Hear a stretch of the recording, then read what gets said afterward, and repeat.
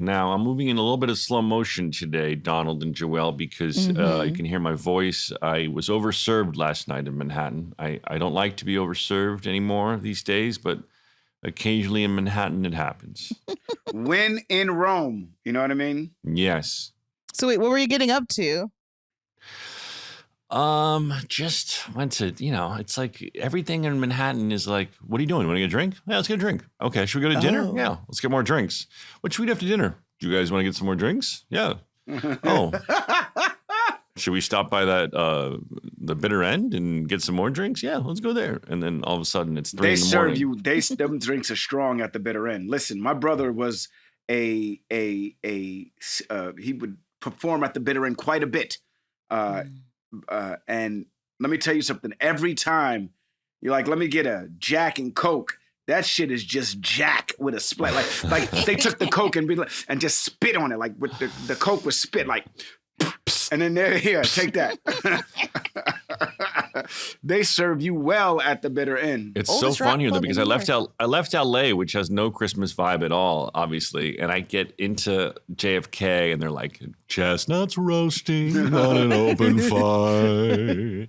It's very interesting. Yeah, go ahead. The second you get to the airport, you feel like you're in Die Hard in the opening, and there's like trees and wreaths and people with presents. I felt like I was in a movie. I was like the polar opposite of LA, which is just, you want Christmas, go to the Grove. Die Hard 2, you mean? No, in the opening of, sorry, you're right, Die Hard 2, sorry. Mm-hmm. Sorry, Donald. But wait, in Die Hard 1, and he's getting off the plane and the passenger sees the gun. Is that the end? There's no terminal section? That's the beginning, but it's him landing in L.A. to go visit the family. Die Hard 2 takes place in the airport where the wife is coming in on the plane to visit him. And he says, just the facts, ma'am. And even as a kid, I thought that was the most horrible joke. Do you remember that? No, I don't. He's waiting for a fax at the counter, but back in the fax machine era. And he goes, can I get that fax? And she says something. I forgot if it's flirty or not or something. And he goes, just the fax, ma'am. And I was like, wow. But I digress. Still one of my favorite movies, though. Die Hard 2? Die Hard 1 and 2 are the best. Look, people will sleep on 2, but 2, that shit was fire to me when I first started. There was no opening. That was the first movie that I ever, other than Star Wars, went and saw where it just said, the opening title, and then it was right into the movie without any without any credits. And I thought that was the coolest thing. Yeah, I don't like opening credits. It's a little pet peeve of mine. Yeah. I think it takes people out of the movie. Well, it's an old school thing, but I all my films have, they call it main on ends, which is the expression, which means if you contractually, you're allowed to, if you do no one's name at all, then you're allowed to do the credits at the end. You can do minimal. It's like this production company, this studio, and then the title, and that's it. The second you get into any single person's name, then it triggers having to do all the stars and the ZP and understandably everyone who should get credit. But I love to. To me, it's like I've always thought of it as like if you were seeing a play and the audience came out and took a bow before the show started. I'd rather just get into the play and then love it, and then at the end be like, "You guys are amazing." So I think of the movies like that. Like I want to watch. Don't show me names. I want to see your movie, and then at the end I'll be like, "Holy shit! All those people did a great job." You know what I mean? Well, I agree with that. Unless you are creative with how, like, Baby Driver has an amazing opening credit sequence with him dancing and the walking across the street and the names coming up on the background. Yeah. Same thing with Deadpool. You know what I mean? Of course, there's not for everything. There's incredible title sequences. Of course, Seven was like one of the most incredible title sequences ever. But I just mean, I guess for my style films, I just like to get into the story. I don't. I especially don't like it. I especially don't like it. Like, it's one thing if you're doing like a title sequence. I especially don't like it if like the movie started, like TV shows. You're watching TV, especially like Scrubs is a great example. And like, 6 minutes into the fucking show, there's still names appearing because there's so many people that obviously deservedly deserve their credit. And I think that's great. But you're like, oh my God, we're still seeing names. The show's like half over. Right. Right. By the time you gotten to directed by, we're at the commercial break. Yeah. Well, that's that. what else can I tell you? Yeah, I had a fun night out in the city. It's so beautiful and Christmassy here. It's not Christmassy here. It is not even. LA's not a good place to spend Christmas at all. It is like my kid, you know what my kid said to me? He said, Dad, I just want to see snow for one time in my life, bro. You should get one of those. And I was fake like, wait a snow. second, I haven't. He's like, I don't want to see fake snow. I want to see the shit come from the sky. I want to feel how cold it is when it snows. Has your kid never seen snow? No, because we don't ski or anything like that. Right. And so, like, Tahoe and all of that shit. Yeah, you could take them to the mountains and not have them ski. I don't know about that. I can already hear Donald's brain being like, there's bears in the mountains. Right. Well, right away, I'm like, what if we get caught in a snowstorm? I know Donald's got the most neurotic brain. Like he's not, I know him so well that he's thinking of like, what if we need snowshoes and we don't have snowshoes? Yeah. Oh, right away. And I don't have chains on my tires. Right. What if we get stuck? Prepared.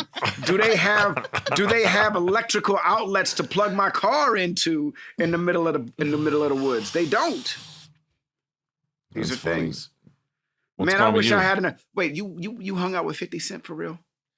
No, I was at we stopped by a Christmas party where he all of a sudden performed and I was like, oh, wow, that's cool. That is pretty cool. I don't know what you cared about me. Did he do that one? Did he do I think that's the one. But I'm a motherfucking PIMP. I love that song. What's going on with you, Joelle? How you doing?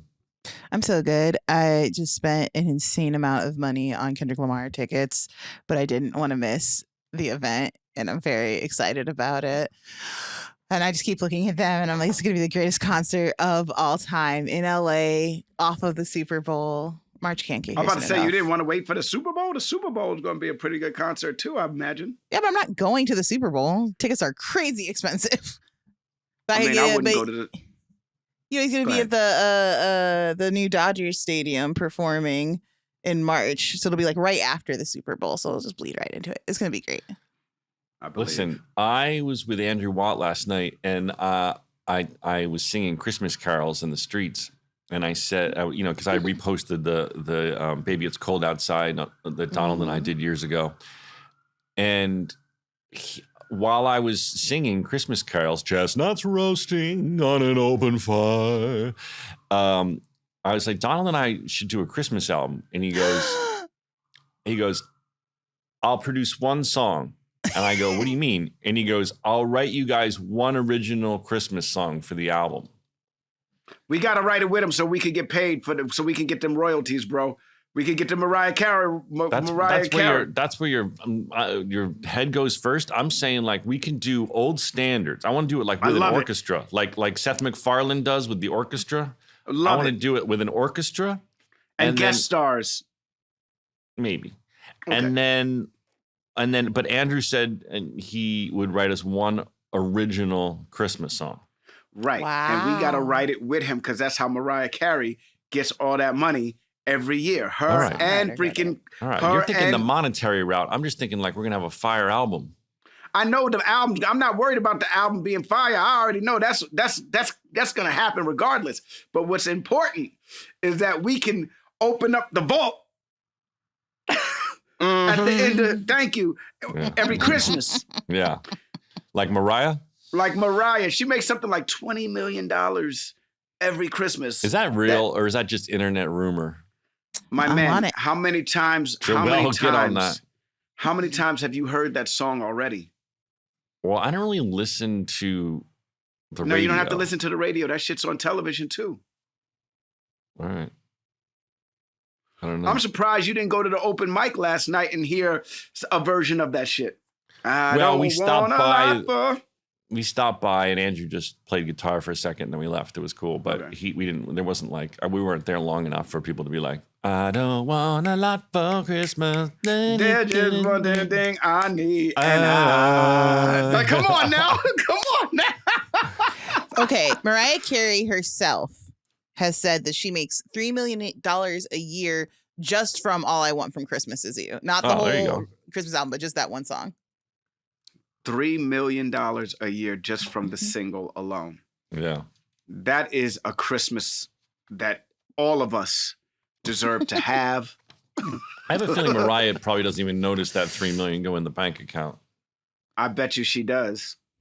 I bet you she goes every year. She goes, how much did we make this year?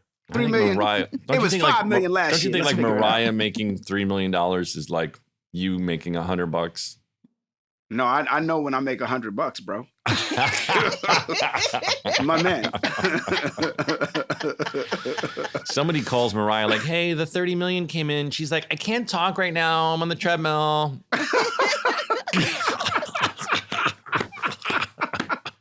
you seen the video of her doing the treadmill in heels? She's so impressive. No, it was the Stepmaster, I think. Wasn't it the Stepmaster? It might have been Stepmaster. I can't remember, but I was Is that like what they working call on that thing? heels. What do they call that thing? Intense. Stepmaster? Is that what that machine's called? I don't know. Stairmaster? That was from Stairmaster. That was from her Cribs, I think. Yeah, back in the day. It was like a classic MTV clip of her doing with high pumps. Was she singing and doing it? No, she was like, remember old school Cribs? You'd give a tour and she'd be like, this is my workout room. And she was like in pump heels on the Stairmaster. I never understood that. And you can't do that in this day and age, man. You can't do a Cribs this day and age. Well, no one wants to see you like flex about your fucking wealth. And they will come and rob your ass too. Even but though most of those were rentals. Like most of the Cribs places were rentals, and people didn't even really live there. No. That's true. Yes. Like that's only for some of these cats. I don't think Redman's was a rental because this dude was walking around. Redman's was crazy. I think he was like, no, I'm gonna be real as hell. I live in an apartment in Brick City. Was that real? Yo, dude. Yeah, man. Yeah. Oh my God. It was wild. Didn't he have a freezer with money in it? He said you gotta put some dough away for the future. Yeah. Freeze the dough. Who can we get to produce our Christmas album, Donald? We need like Andrew. No, he's not going to do that. What about who did Joel, the theme who song? do you think? Charlie? Charlie. Yeah. No, we need. He's not going to produce a Christmas album for us. No? We need someone who's like going to give us the time. By the way, Joel, did you ever get any emails with anyone saying about what they would do with Donald's OnlyFans? We have a couple of DMs confirming that. Just a couple? See, listen. They don't love this. No, we asked them DMs for audio. You didn't. Here's the DMs I have access because I don't check all of my DMs. Were like, wow, yeah, no, Donald could totally get it on OnlyFans and he would make a lot of money. I can check our Gmail and see if we have any. I was going to wait to the Gmail check the Gmail because we asked for audio and I would love to hear. Hear some audio. Okay. Yeah, if you have any, you could share your screen. Yeah. By the way, when I posted the baby it's cold outside video, the funniest comments were, "This is the content I want to see on Donald's OnlyFans."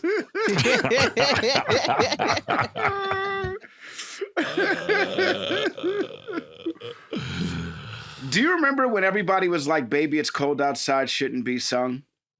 Yeah, and I understand why, but come on, man. With all the music that's out today. No, I know, but whatever. People, I understand people having problems with it, but I posted the clip that didn't have the controversial lyrics, although it did have "Hey, what's in this drink?" Yeah, yeah, but I think it's because it was you and me. It was okay. Joelle, you got anything? You're smiling. Hold on, I'm getting into the account. The whole thing. Donald, what are you getting your kids for Christmas? Are you getting them? Oh, you told me video computers for video games. Yes. So look, this is what we're doing. My kids are really into the YouTube culture where you play video game, like what Daniel does, the Twitch culture. They're very into it. My daughter wants to do something that's similar to a podcast where, you know what I mean? So we were like, what we can do is we can buy the equipment for it and they can pretend to do it. But it really never goes anywhere. Yeah, you gotta make sure you don't upload like the Wilder Faison podcast. God knows what she's gonna say. Right. Well, did you see that viral video of the little girl? I guess her mom said you can go in the bathroom and curse, and she goes in the bathroom and just starts cursing. That shit was the funniest thing I ever saw. There's a bunch of You can parents see that her do running it. out of curses, and she's trying to think of them. Do you know what I'm talking about? Yeah. It was Well, there's cutest. a bunch of them. There's a bunch of them. Oh, this one was so funny. I guess the context was her mom was like, "I will give you 30 seconds, and you can go in the bathroom and you can say whatever curses you want." And it was so funny. But she's like, "Shit, fuck, dick, She was pussy, like, ass." but then she runs out and she's like, "Jerk."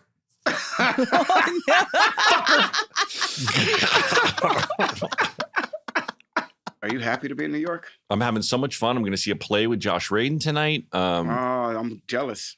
The whole Lawrence posse is coming into town. I'm going to see Bill, and we're going to go to restaurants, and we're going to see Audra McDonald and Gypsy opening night. So jealous. Jealous. Oh God. I'm fucking jealous. My of soul. you right now, Oh, please tell us how it was. Audra McDonald. You know, I love that show. I have Queen. such a special place in my heart for that show. I was involved with it when I was a kid in community theater. I've always Who loved was that the original? show. Shirley MacLaine? No, it was I think Angela Lansbury. No. Really? No, she did it maybe second. I just read this. All I remember the Shirley MacLaine poster, and I remember the Debbie Allen poster. No, I'm gonna. Oh my gosh! Joelle's doing it, so I'll original. Listen, when Gypsy I was Rose. younger, I'm gonna date myself. She's played my mom in Next Day Air. She played my mom, but I was so in love with Debbie Allen. Oh my God! Everybody's like Felicia Rashad. I was like, no, Debbie Allen. Okay, here we go. This is someone who was asked if he would tune in if Donald had an OnlyFans. Hey Joel, my name's Luke Steege. I am not only a gay man that would subscribe to Donald's OnlyFans account because I love you, Donald, you're everything. But I am also, as a side gig, I manage some of my friends' OnlyFans accounts that have popular OnlyFans. And so I have a little bit of analytics here for you. Not only do I run like women's OnlyFans accounts, I run a man's OnlyFans account. And I will say, I would say there are women subscribers. It's a low percent, probably like 10, 15%. It's mostly gay men subscribing to men's OnlyFans accounts. And as far as content, you know, the man, he just like kind of makes, it's like stupid content. It's like, oh, me jerking off with my bro, or that's like the most thing asked for. Like, can you jerk off with one of your friends, or can I see you, you know, I'm not doing that. A lot of gay men want solo content, which is kind of abnormal because with the women's accounts that I run, they usually want to see like sex tapes. Anywho, I have a lot more info on it. If you ever want any more OnlyFans content, let me know. I love you guys. Joel, we need to have him on. We need to have him on the show. Everything. He needs to be on the show. I've been listening since the very Thank beginning. you. And I've been watching Scrubs since I was a kid. Thank you. You guys, I love you. Anywho, okay, bye. Thank you. Back at you. All right, great. Joel, book him as a guest. He needs to come on.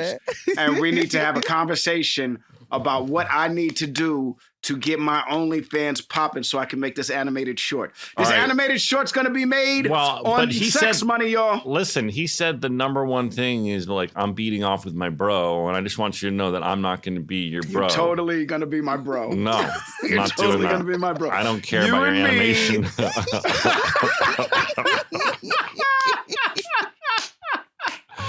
I don't give a fuck about your animation. I'm not coming over to beat off on your OnlyFans. Joel, are there any others? Do you know how much money we would make? Joel, do you have any others? Can we share them for next time so I can don't have to, it's a whole pull process system, but we do have a few more.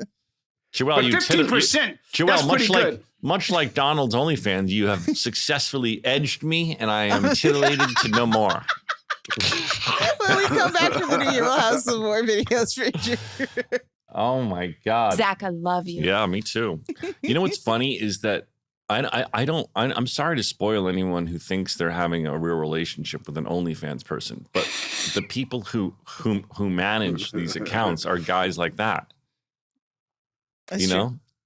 There are people. Well, I don't have an OnlyFans relationship. I have a real relationship with my wife, so I can't.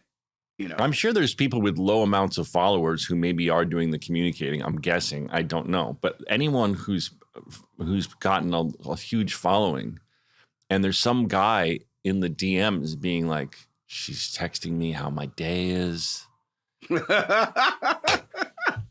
And it's like literally that guy in his car being like, hey, babe, thinking of you. And the guy is thinking like, oh, my God, it's this OnlyFans model. Right. Oh, my God, Trippy Bree just hit me up. Right. Oh, we got another one, Joelle? This is a quick voicemail from a female fan. So let's see what she has to say. Yes. Hi, Joelle.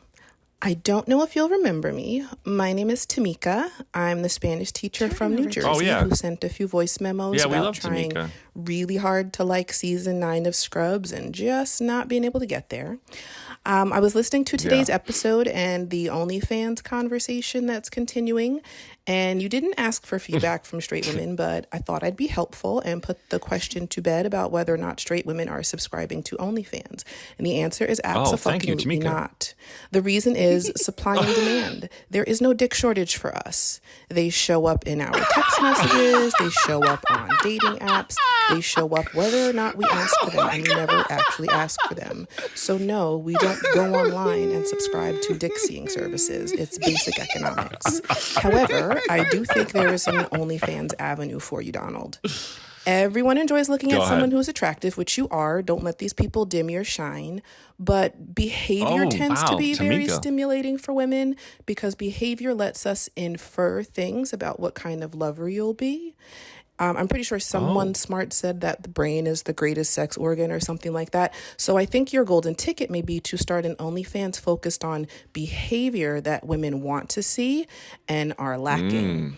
I hear married women are exhausted and maybe they'd pay to watch a man share the mental and emotional load of running a home without expecting praise or sex in return, like in the rom-coms or in the romance novels that make us swoon. Donald can't do that. Do the dishes and vacuum and help with kids' homework and just do it. Holy shit. And expect nothing.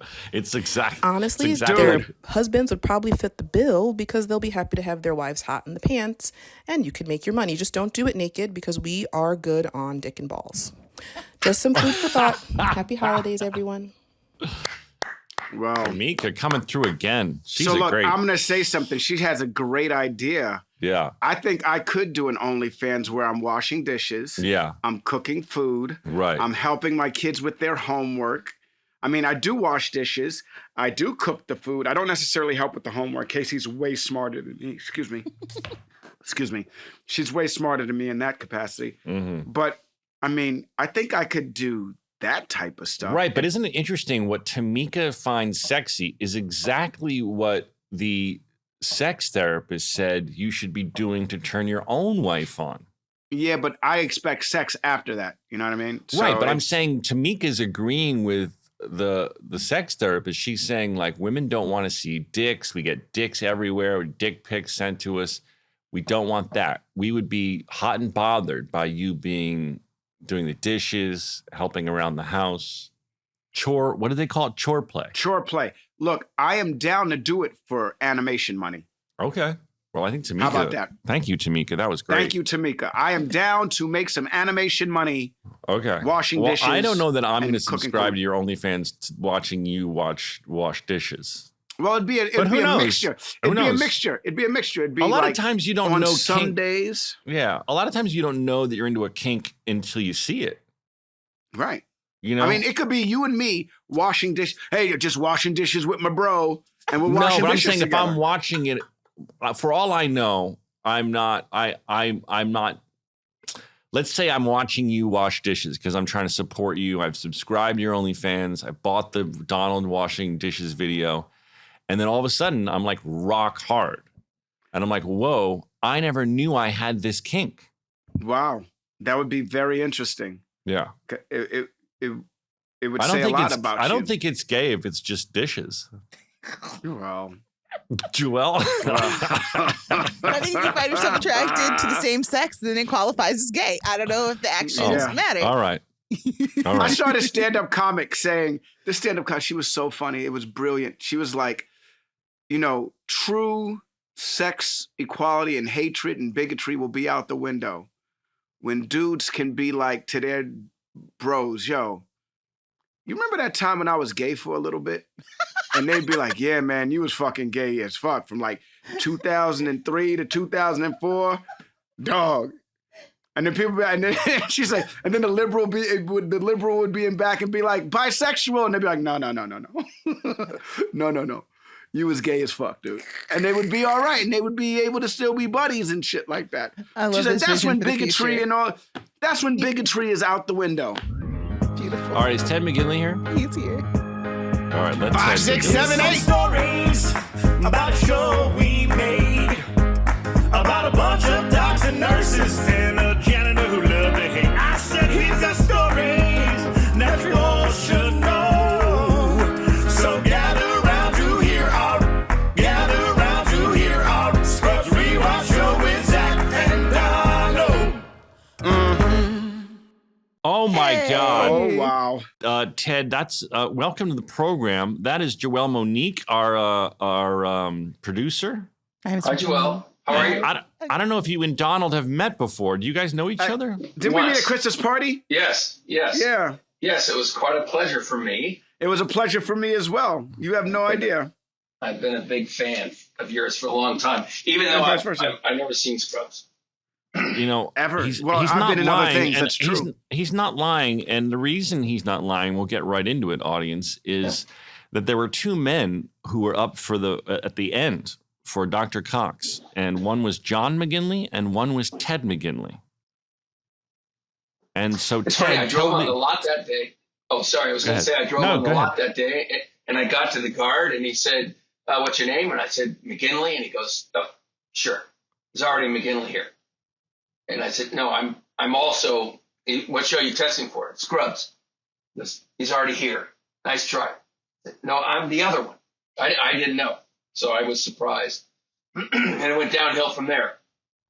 What happened at your audition? Did you feel that it didn't go well, or did it go well and then Johnny was just more right in Bill's mind? What happened? Well, it's funny.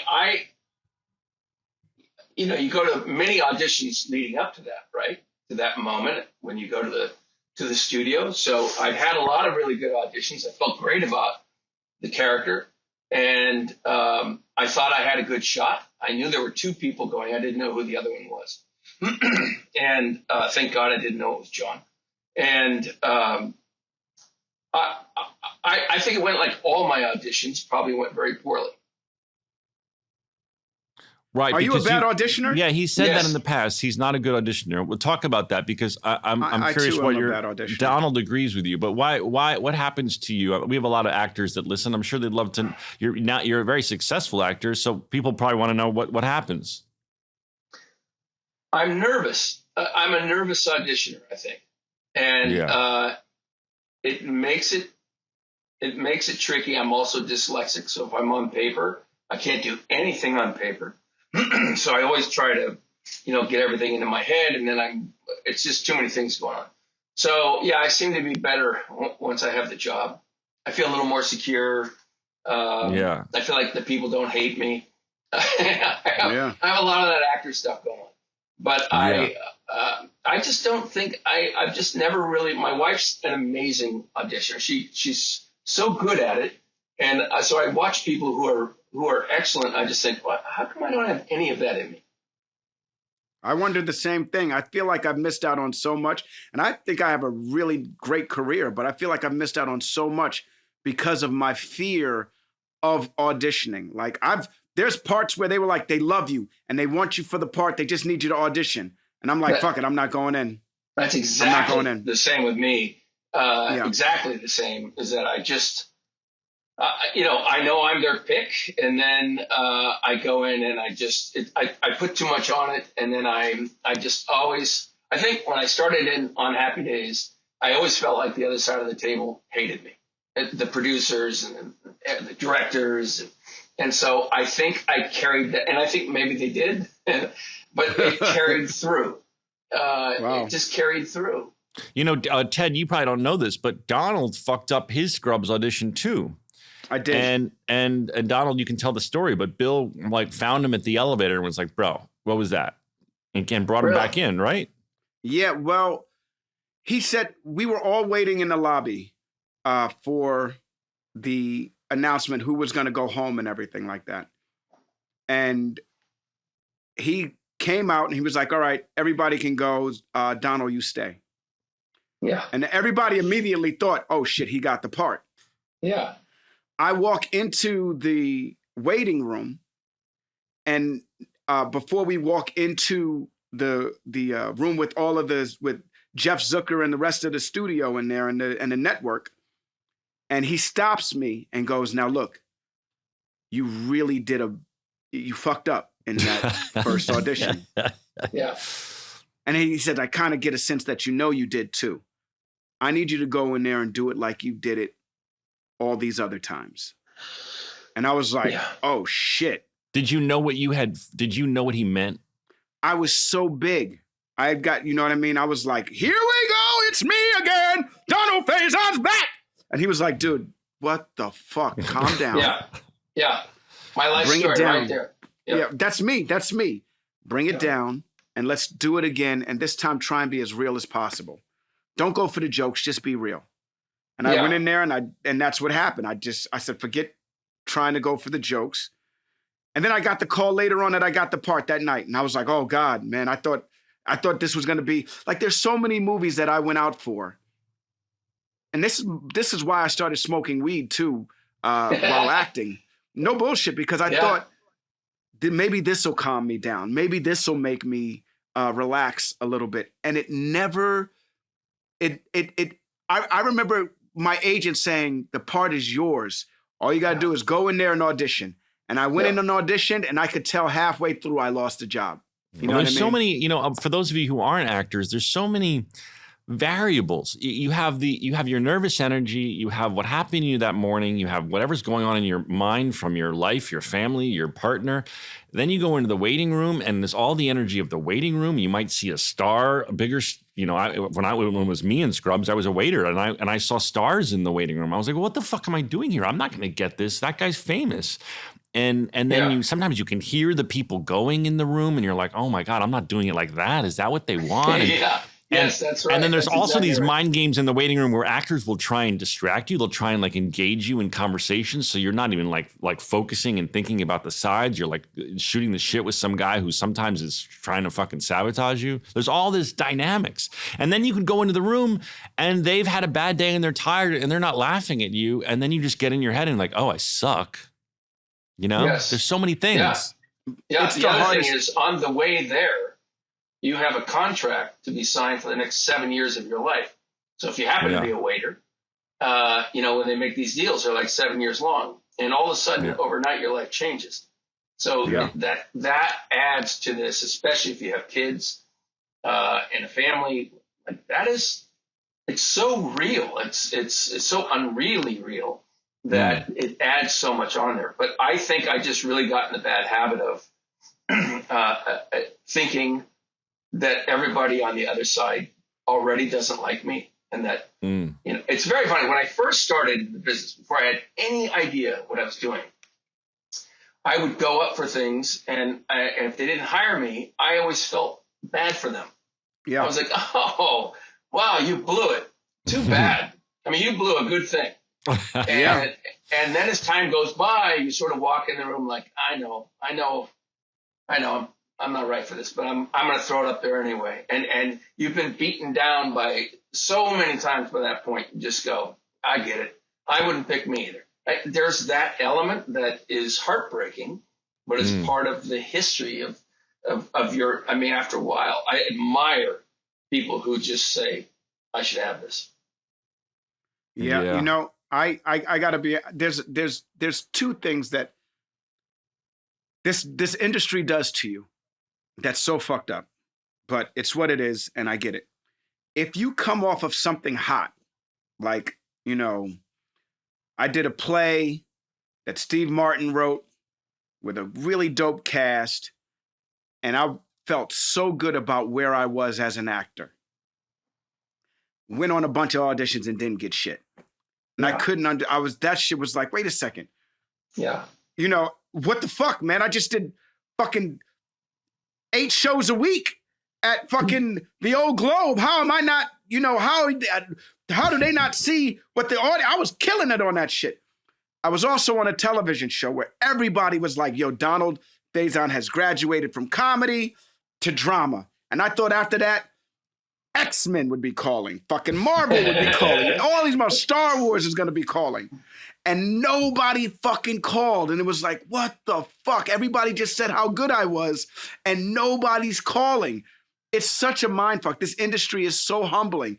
And look, I said it before. I think I did pretty well for myself. Ted, I know you did great for yourself. But there's just that feeling of, you know, I'm not good enough. You hear no so much in this industry that one yes, it doesn't really change the thought process in your head. It doesn't take away the insecurity. Yeah. It freaking, you hear no so much that one yes, yeah, it's gratifying and it's great and you feel good for that split second. But you know, that could be taken away too. I got fired after a table read once. I was like, what the fuck? I didn't even really get to do this shit the way I wanted to do it. You know what I mean? Yeah. Like, it's just... I'm surprised I don't get fired after every table read. I am 100% certain. Every single table read. But, you know, so you bring up a great point. Like, I think the business, you're the one who does it. Like, the business is the framing. The thing you have to hang on to, the business is the business. And Tom Bosley told me when I was on Happy Days, he said, look, if you can't handle this, you got to get out now. And I had two very disappointing. I was up for 2 features, leads, and he said, and I was teary-eyed. He said, "Dude, if you can't handle this, you got to get out right now. This is not for you." And I remember I thought at the time it was such an asshole comment. It happened to be one of the most accurate statements ever given to me. That it just keeps repeating itself over and over. But you cannot give those people that permission to. I still get to come home. The no that hurts me the most is when I give it myself. Yeah. When I look in the mirror and I go, no, that's the one that kills. That's the one that hurts beyond belief. Well, and, Ted, I want to start with. I want to go back to Happy Days because that's where it all began for you. You came onto the show. Do I understand it right? When Ron Howard was leaving? Yeah, so during the actors' strike at the time, his contract ran up, and Ron wanted to direct, and ABC wouldn't let him direct. So head of NBC at the time, I think it was Grant Tinker, said, "Oh, I'll let you direct." And he went over there and did a TV movie with Anson Williams and Betty Davis, I think. And that was it. Ron's career took off as a director, as it should have. And he came back, but we had a softball team that toured around the country and throughout Germany, and they eventually went around the world. But I was working. But they played softball at all these troops for the troops throughout Europe and the United States. And so that's when I got to meet Ron, and that was the only time I really got to hang out with Ron. But yeah, that's why I got into the show. And they were looking for a straight man opposite Henry Winkler. Opposite the Fonz. Right. And Gary Marshall saw something in me that he thought he could work with. Well, that's quite an honor because Gary Marshall was about as big as it gets in TV at the time. He was as big as it. Come on, bro. He was more than that, man. No, of course he went on to be an incredible filmmaker. I'm saying at the time, I've said this before, but get Gary Marshall's autobiography on tape. It is incredible to hear his voice tell his story. And there's so many funny anecdotes. I'm sure you've heard it, Ted. Yeah.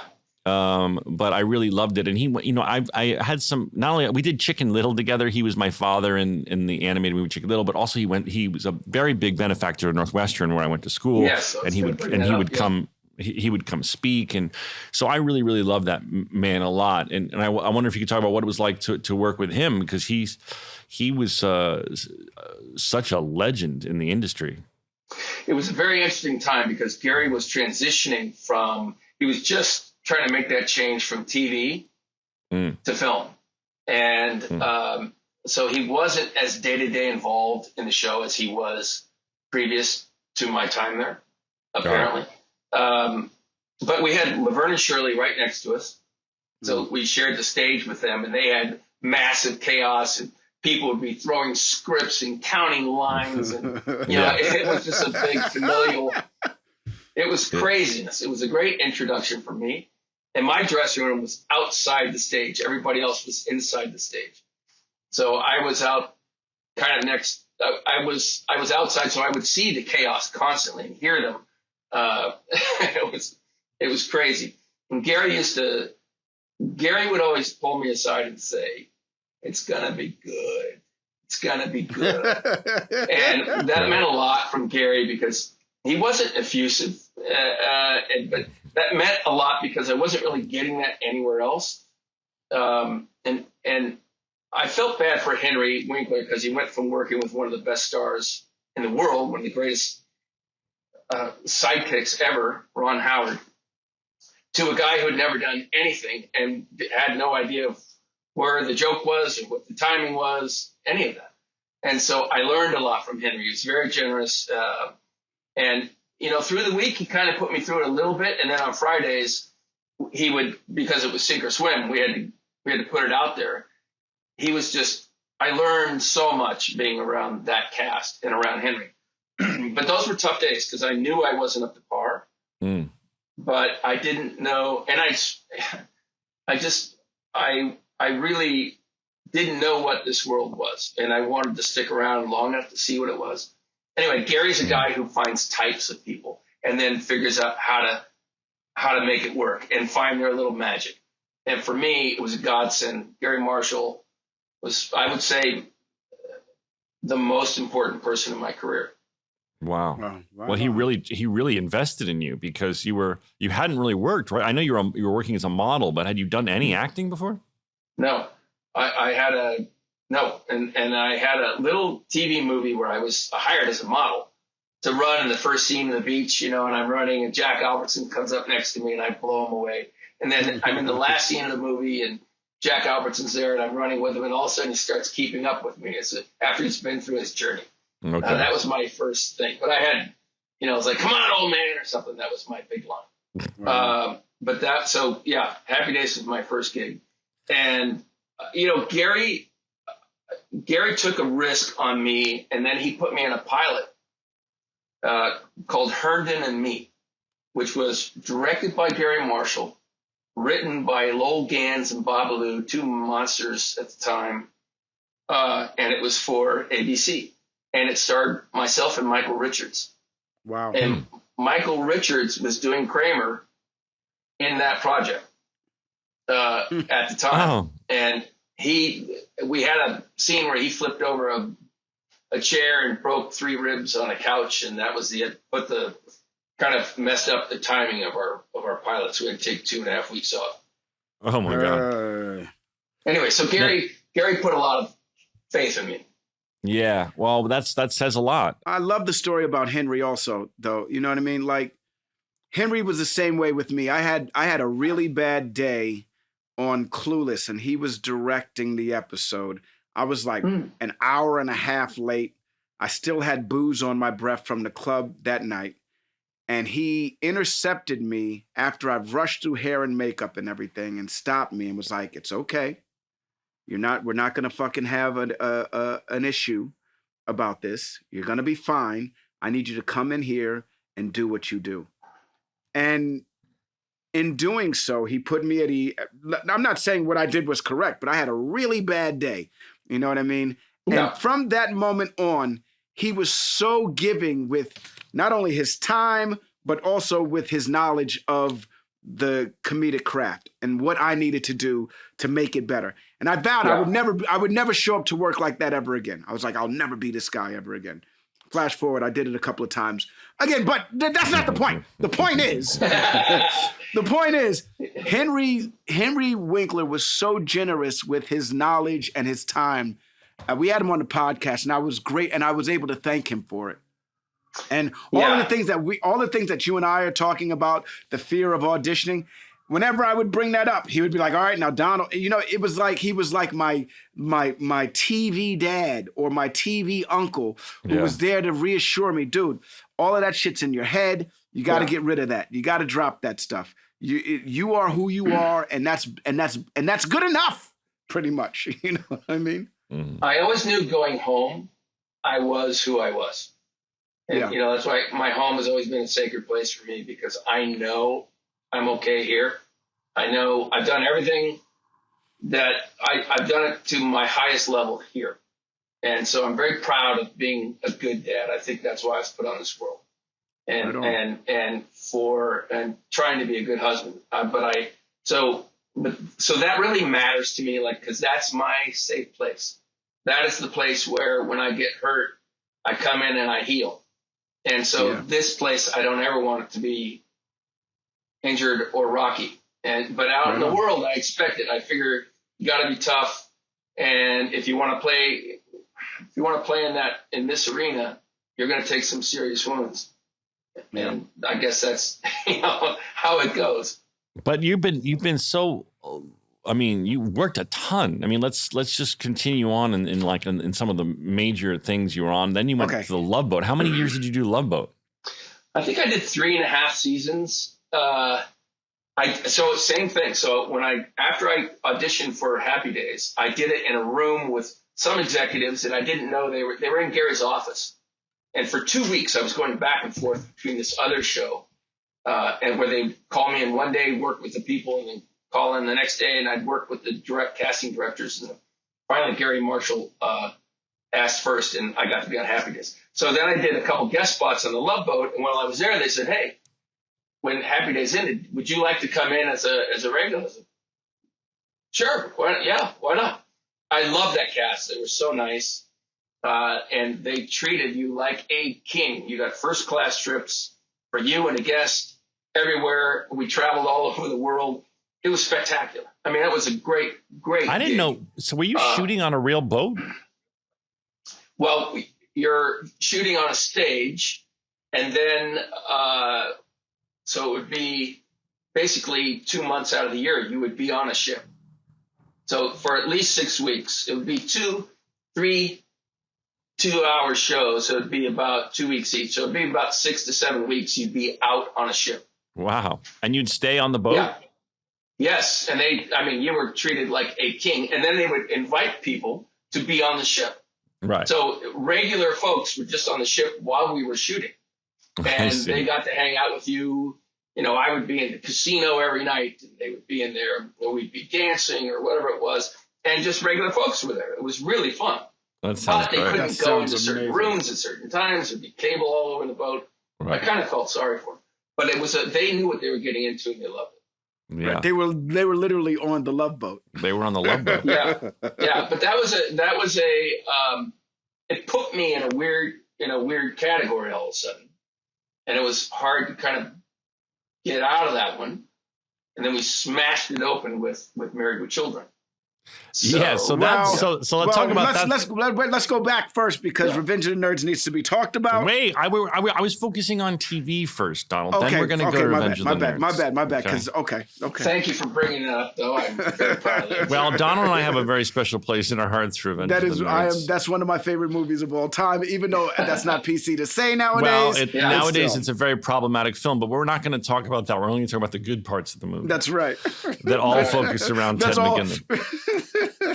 But so wait, Married with Children, that was really a new take on the sitcom, right? It was Fox's sitcom, and they were going to be outrageous, right? Yeah, they wanted to go. They wanted to do the exact opposite of Family Ties and the Cosby Show. They wanted to do something that would rock the boat, and they did. I mean, they really did. They certainly did. That was an enormous hit, right? Yeah. Yes. And you came on later too, though. You weren't in the beginning. There was another person, and then they killed him off and brought you on, right? Well, he wanted to go do Broadway. He was a Broadway actor and wanted to go back to his roots. And I think also it happens where initially they pitched the show as something, and then two of the characters, all of a sudden Al Bundy just takes off, and the Bundy family. And I think he felt like, hey, I'm right here. But and so he wanted to go do other things. And greatest thing that ever happened to me was that he decided to leave, and he did very well. He's done well. But David Garrison and I'm so thankful to him to have that decision.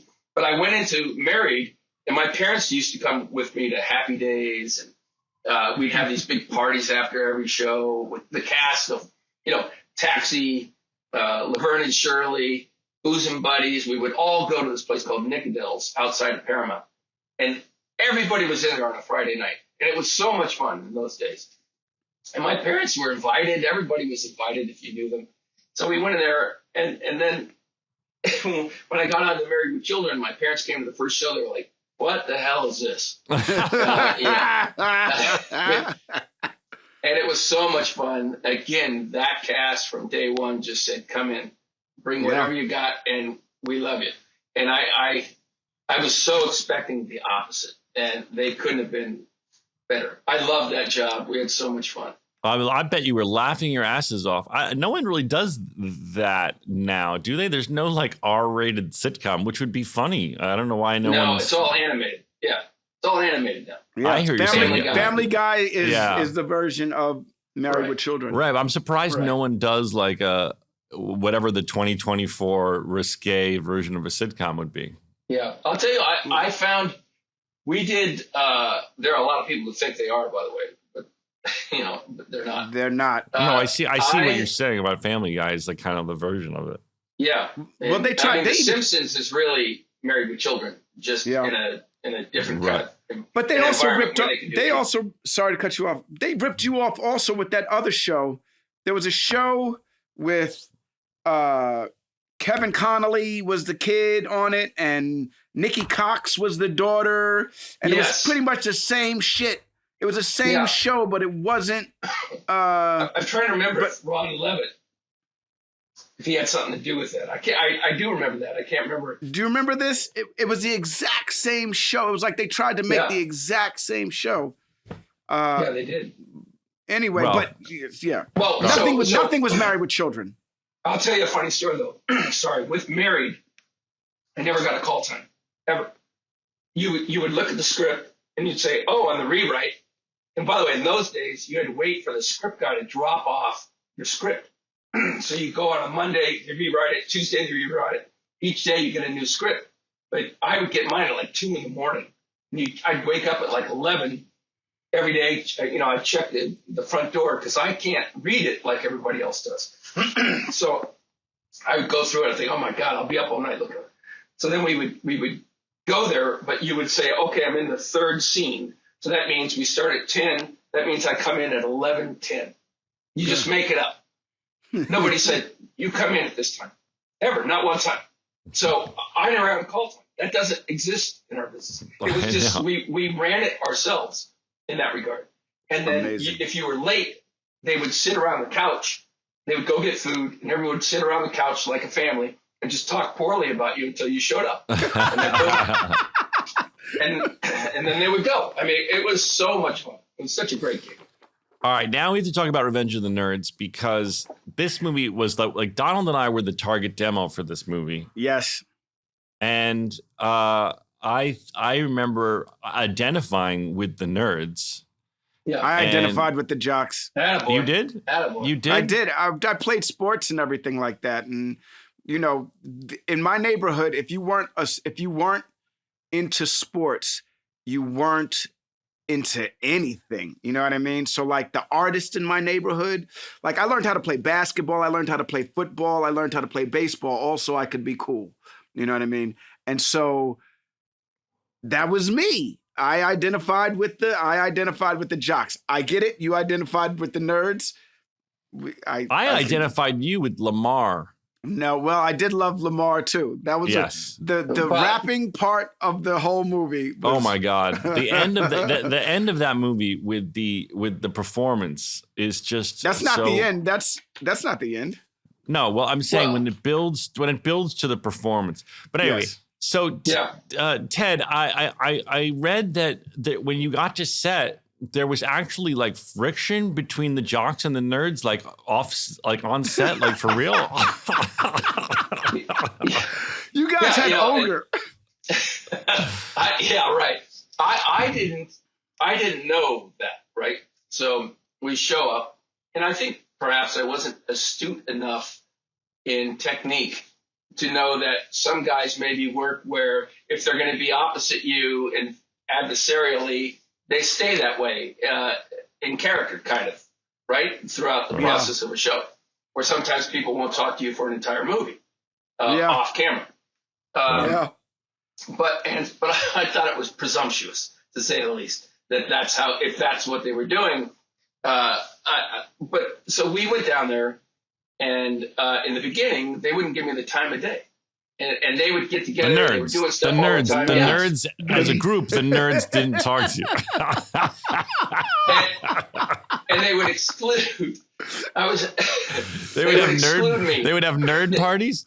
Yeah, they did big time. By the way, this was early '80s. They were massive parties. Yeah. So the jocks weren't really invited. Now, Ogre, I don't know. I haven't talked to Don about that. But it wasn't until we started doing all-night episodes where we had to work all night long for about a little over 2 weeks, where we were stuck with each other. We had to hang out all night long. And that's when we started to break the ice and start to find that we had a lot in common. That turned to be magic. And, the parties would start. The parties then would start at 6 a.m. Wow. So you would work all night, and they would come back and then start the party. And then that woman who played 6 at night. That woman that played Betty, I was right at the age where things in my body were turning on, like things were shifting. Yes. Yeah. And I was like Betty, like I didn't know what she shifted my whole mind. Yeah. I was like I couldn't. I was so in love with her. Yeah, and by the way, today she's still amazing. Julie Montgomery, but she is. So recently, I just went down to Mexico, and I got hired to go down. There's a group of people apparently who love the 1980s shows, and so they all music and shows. So I went down to a resort in Mexico, and it's inclusive, all inclusive, and you spend a couple days with all these people and take photographs with them, and it was so much fun. They all showed up in dressed, half of them Stan Gable and Betty Childs and the cheerleaders. Anyway, so the nerds apparently have been doing this as a group where they tour around, they go around and sign autographs. They've been doing They're this. Still excluding you this many years later. They are, and I ran into them. And by the way, the Love Boat excludes me. Happy Days excludes me. Really? Nerds excludes me. I expect Shrinking will too soon. No. We got to talk about Shrinking, dude. All right, we got to get to that. Let's say. Okay. I don't know because I don't do social media, so I don't stay in contact with people. I want to say, if any of the nerds from Revenge of the Nerds are listening to this podcast, I want you to. It's been too many years, and you need to start including Ted McGinley you need and to Ogre. Stop with that shit. Poor Ogre probably spends his weekends in the fetal position because he's not being invited to these. Ogre became a nerd. What are you talking about? Ogre became a nerd. Ogre goes with them. What about Booger? Does Booger go? Yeah, Booger's the king. Booger runs the show. Does Lamar? Does Lamar throw a javelin? Larry B. So in the day when all the partying was going on, he was a badass athlete. I gotta tell you. Yeah. He was, really? He was. Sincerely, he was an amazing. He didn't have athlete. a limp-wristed throwing style. No, he was that great an athlete. That was the funniest thing when they said they designed the javelin for Lamar's limp-wristed throwing style. Well, I'll tell you the secret. When we started the Nerds, I actually played 2 parts. I played a twin brother who was a nerd. So really? I had Stan Gable had a twin brother who was a nerd, and they cut it out after day 3. They said the movie's not going to go. It's not what the movie is, so we're gonna get rid of it because that would be its own movie, really. Right, that is a different movie. Yeah, but no one ever talks about that. I think all those guys forgot about it. Anyway, so we're down in Mexico. I ran into all those guys. It was so much fun. And they never heard my side of anything because they hang out together all the time, but they never heard me talk about how unfriendly they were and there was real adversaries. They're like, what are you talking about? It was interesting. It was a lot of fun to see them. But yeah, I don't expect to get invited. I don't like that the nerds don't treat Ted McGinley right. If you are one of the nerds, we'd like you to call in and explain yourselves, especially if you're Lamar. We want to talk about your limp-wristed throwing style. All right. One more funny story on that. So I get contacted through my agent. There's a lady in Connecticut whose husband has trilambs. He and his entire all his family has trilambs tattooed on their forearm. And for his 40th birthday, he wants me to fly back and have dinner with them. And they're going to fly me first class. They're going to pay me. And I'm going to go back there and sit with these guys. And I'm going to surprise him at dinner. That's amazing. It was that you forget how much that movie meant to some people in the day. Yeah. I mean, Donald and I were the right age where we would just thought it was, I was probably too young to be seeing it, but I did see it. And I just thought it was the funniest fucking thing I'd ever seen. And I guess probably because I did feel nerdy and was intimidated by jocks. And I don't know, I was like the perfect target demo for it. And then there was Betty. I love the jokes. I thought the jokes were hilarious. And I thought, and I know a lot of them can't be. I know a lot of the stuff that's in that movie can't actually be. Yes. You go to jail for a lot of that shit. We acknowledge it's problematic in some ways, but we can still appreciate segments of it. That changed my. I remember my friends telling me I needed to see it, and then finally seeing it and thinking, this is the most cutting edge movie I've ever seen in my life. I freaking literally.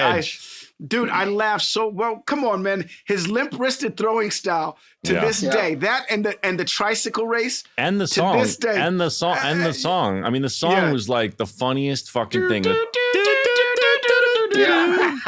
I think that song is written by Tom Newman, who's been nominated for numerous Academy Awards for scoring major films. I mean, Thomas Newman is legend. Yeah, but so not only that, every one of those people connected to that film, by the way, Ted Fields, our cinematographer, they all went on to big things after that. Yeah. All right, let's segue to Shrinking. I have to say, I'm lucky enough to have a front row seat to watching what's happening to you at Shrinking. And what's happening to you at Shrinking, it reminds me of what happened to Neil Flynn on Scrubs, but even in a bigger way, because as hilarious, Neil Flynn was in the pilot and he was supposed to, of Scrubs, he was supposed to have a small part as the janitor, and he was so incredible that Bill just kept giving him more and more and more to do. But he was always, because he was always, because he was always so crazy, he was the janitor and the character was so wacky, it was sort of capped at how much he could do. What's happening with you on Shrinking is so thrilling as a fan of yours to watch, because you started with just having quips, as Bill used to call these guys his assassins on Scrubs, who could just walk by, say a one-liner and make everybody die laughing. Rob Maschio was the king of that. And then I've watched over the seasons now, your part, if you look at a graph, it's just skyrocketing because you are killing it on the show and everybody loves you. Anytime anyone knows I have anything to do with the show, they go, oh my God, I love Derek. He's so funny. I don't even know I need to tell you, before you say it, I'm trying to find out if my wife is home, because she wanted me to tell you, you made her cry. You made her cry with your scene with Josh Hopkins. She is a forever fan. She was a fan before, but she is a forever fan now. And it's an amazing story. So I'll let you take it. But my wife loves you. All right, now you may speak. That is very sweet. Both of you, thank you very much. I would be remiss if I don't start by saying, Zach, you're an amazing director. The energy that he brings to a set, and Donald, you must know, is yes. There's no one like it. I mean, it's so much fun. And the one thing that I appreciate, because I've been directed by many, many actors, is that when Zach comes to the set, he's a director. He's looking for attention as a director. He's not trying to be anything else other than be a director and be a really good one. And he's always prepared. I just and you can trust his judgment. He'll try it. I love that. I love being able to trust the director because they know funny, but two, they're only in it to make the whole better. And it's really a compliment to you, Zach. Thank you. Thank you. I tell him that all the time. I'm like, yo, dude, you're a better director than you are an actor, and you're a really good. But you're a really good actor. Too. I always preface it. I always say you're a really good actor too, man. That's like when people say to me, "Oh God, you've got great hair." Bite me. I had nothing to do with the hair. Right. I'm trying to do a scene here. But Ted, it speak to just the experience, because obviously Bill is a huge fan of yours, and he knows. I think we've spoken about how he's like, Ted is not a great auditioner, but he's a brilliant performer. And so with this thing, I didn't ask him to audition. I know how funny he is. I just put him in the show because I love him. And I know Krista had a voice in it too. She wanted a husband she was definitely attracted to, and you qualify. And then it was like you can see that he's increasing his the use of the character. Well, I found it was hard because when I first got there, literally first day is just walk through the scene. And with your dog and say just walking the dog I didn't want, and I was going to do it with an attitude, and Bill said no, it's nice, he's nice, and he'll sometimes say things that you shouldn't say, but he says it nicely so you get away with it. And so then I started to grab on to that, but I had no background and I had nothing on the guy, and I couldn't figure out what do I do. Oh, hello. This is Casey Comm. Hi, Casey. Hi, good to see you. She's stopping by to tell you we have here a genuine fan of yours. She wants to say her piece. Go ahead, Casey. No, Poor Casey. I know. I always have a couple of pieces to say, but I'll just leave it at this one. But I watched the episode. I don't know which episode it was, but it was when you had just found out that she had kissed the other guy, and you go to Jessica and you're having like your heart-to-heart or therapy session or whatever. And yeah. I just have to tell you made me cry. You're very sweet. I like to say that is just honestly brilliant writing. And it's just like you hold on to the rope and let him pull you. And Christy doesn't get enough credit because she walks this fine tightrope of so many different tough things to play. Just sitting next to her, I get more credit than I should. But you're very sweet to say that. I was just so honored that they trusted me enough to take a chance with that. Yeah, I know it was great because I feel like I'm at the age of my life where I kind of identify with Krista's character in that sense, not to make out with someone else. What? But the kids are getting older. You're at home all the time. You do so much, but you don't really feel like you're important enough and all those things. So I'm always, trying to champion that character. But to see you and your take on it and your side, and it was just so, I got so emotional. I texted Bill at 11 o'clock at night. I texted Zach. Yeah. So I thought you did such a great job showing the flip side of it. Like, yeah, it sucks for women, but it also sucks for men too, who are trying to be great husbands. Yeah, he it's was so saying hard. Earlier how at home he feels safe at home. That's his safe space at home. Yeah. Because he loves being a great dad, and he loves being. He tries to be a great husband. Yeah. It was just a beautiful moment. All right, Casey, we don't have a lot on, so put your husband back on. Okay. Oh, no, don't let her. Please let her stay. No. Zach, I love you. So Zach, there you I go. love you. Zach, I Casey, love go you. on, right. please.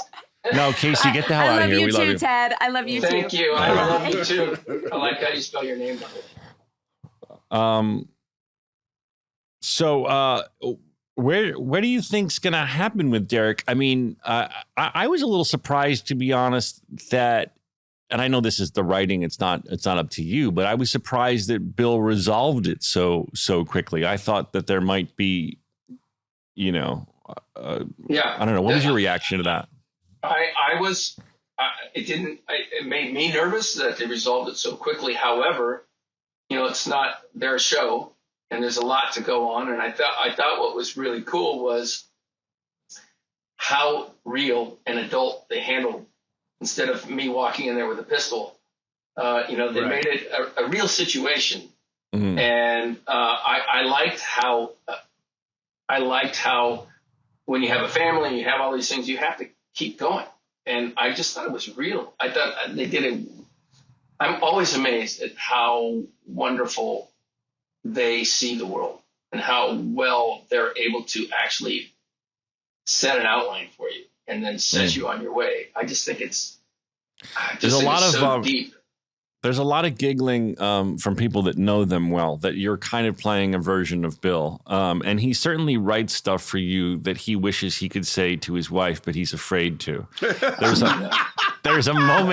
There's a great moment in season 1 where she's telling you that you're not going to be able to hang around the house. And you're like, no, I'm retiring. I'm the one who's been out there doing stuff. You can do whatever the hell you want, but I'm going to do whatever the hell I want in this house. I'm paraphrasing, of course.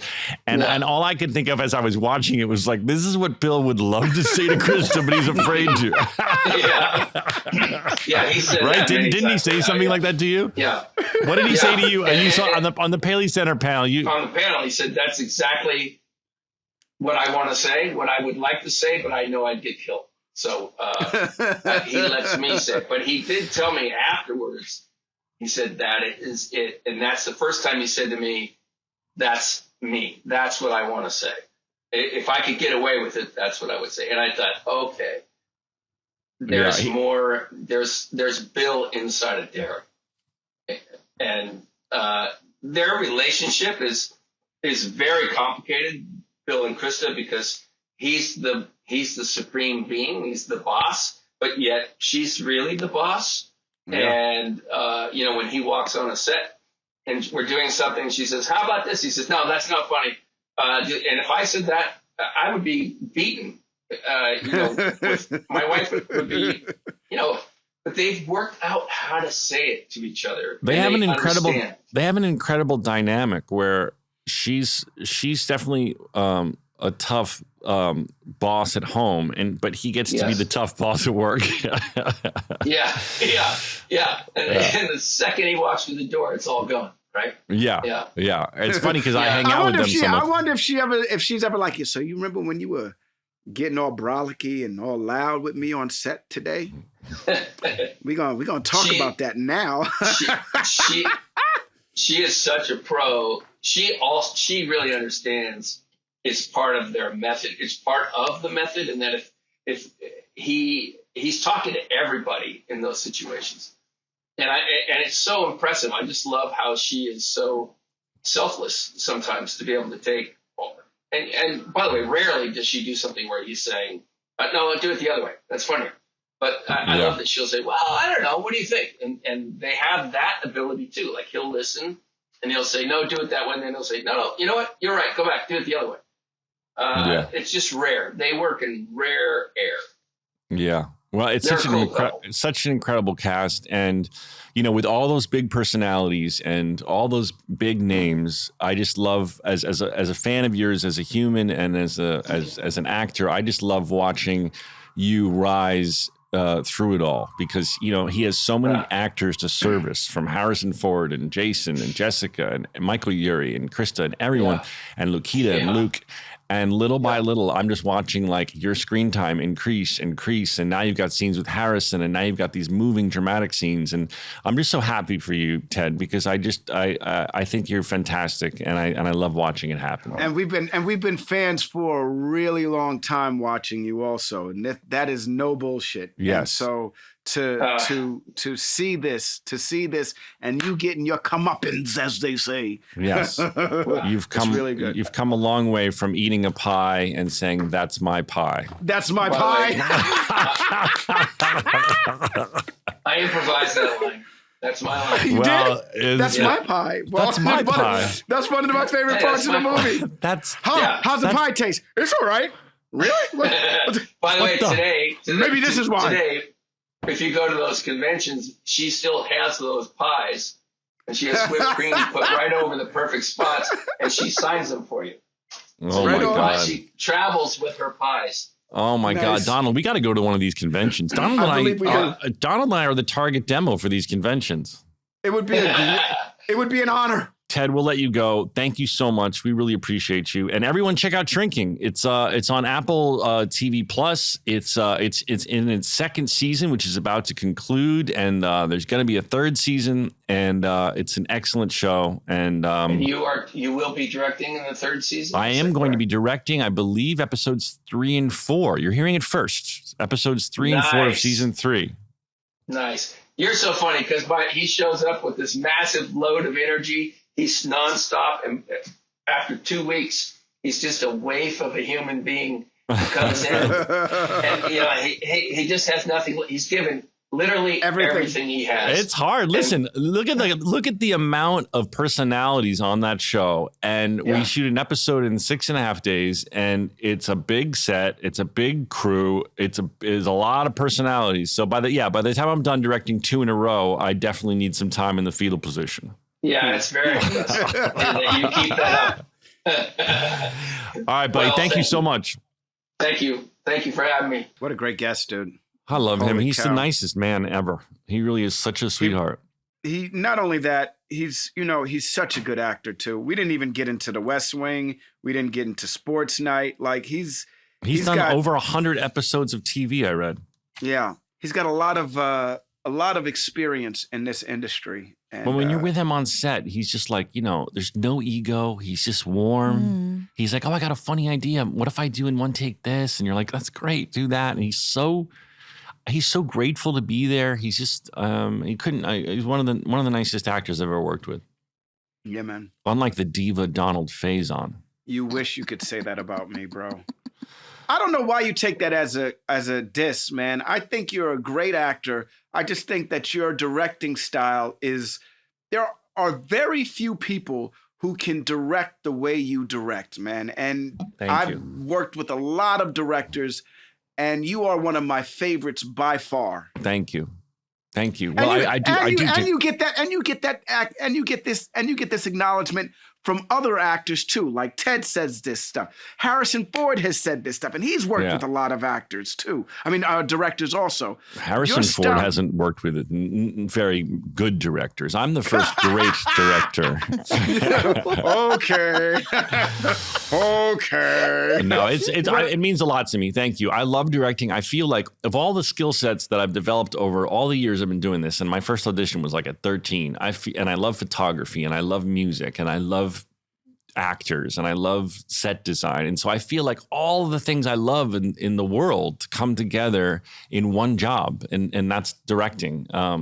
So it's great to hear that people like me doing it, because it brings me so much joy. It's very hard and challenging, but I do feel like I'm in the right spot when I'm doing it, That's why I say you should direct Marvel. You should direct Star Wars. You should direct things like that, because it would bring a different take, a fresh take, but but you're so good because you could still stay in the realm of what it is. Well, shut up. Fortunately, Kathleen Kennedy listens to the podcast, and so I'll have a job. So does Dave Filoni. Yeah. Yes, they will be calling. All right, everybody, we love you. That's our show. We appreciate you always. Have a beautiful week. 5, 6, 7, 8. Some stories about a show we made about a bunch of docs and nurses and